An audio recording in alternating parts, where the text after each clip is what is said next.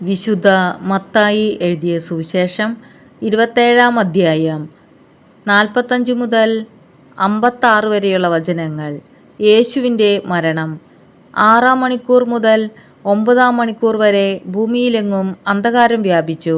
ഏകദേശം 9-ാം മണിക്കൂറായപ്പോൾ യേശു ഉച്ചത്തിൽ നിലവിളിച്ചു, ഏലി ഏലി ലമാ സബക്താനി, അതായത് എൻ്റെ ദൈവമേ, എൻ്റെ ദൈവമേ, എന്തുകൊണ്ട് നീ എന്നെ ഉപേക്ഷിച്ചു?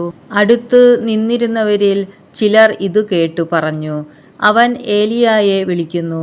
ഉടനെ അവരിൽ ഒരാൾ ഓടിച്ചെന്ന് നീർപ്പഞ്ഞിയെടുത്ത് വിനാഗിരിയിൽ മുക്കി ഒരു ഞാങ്ങണമേൽ ചുറ്റി അവന് കുടിക്കാൻ കൊടുത്തു.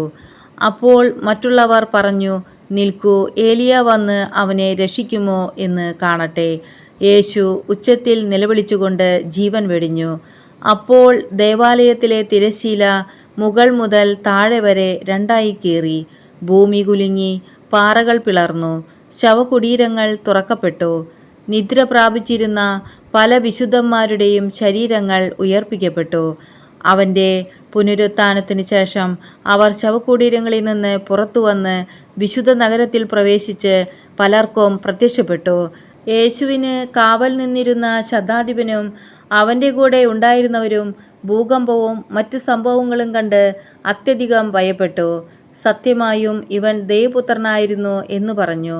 ഗലീലയിൽ നിന്ന് യേശുവിനെ അനുഗമിച്ചവരും അവന് ശുശ്രൂഷ ചെയ്തിരുന്നവരുമായ അനേകം സ്ത്രീകൾ അകലെ ഇക്കാര്യങ്ങൾ നോക്കിക്കൊണ്ട് നിന്നിരുന്നു.